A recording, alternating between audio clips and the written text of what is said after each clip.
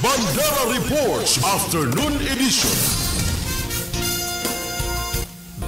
Top 1 Municipal Most Wanted arestado.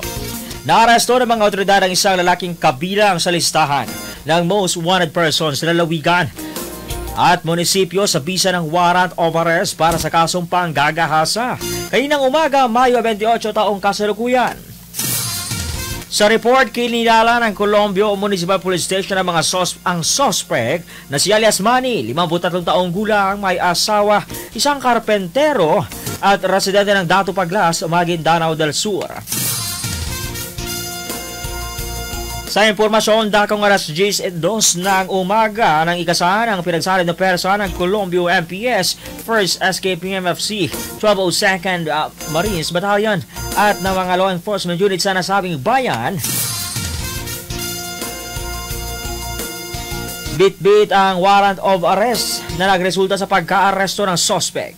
May nakabimbing warrant of arrest si Manny para sa kasong rape base sa Article 266-A ng Revised Penal Code na inisyu ni Honorable Lorna Barranquea Santiago Avila, ang acting judge noong Pebrero 13 taong kasalukuyan na walang inirekomendang piyansa.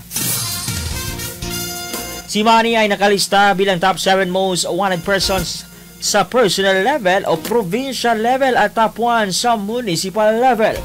Ayon sa ulat, agad na ipinaalam sa akusado ang kanyang karapatang pangkonstitusyonal alinsunod sa Republic Act 7438 at kasalukuyang nakakustodiyan sa Colombia MPS para sa kaukulang dokumentasyon.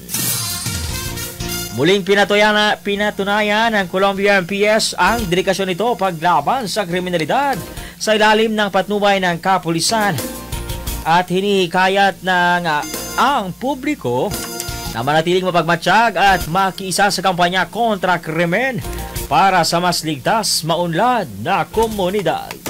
Bandera Reports Afternoon Edition.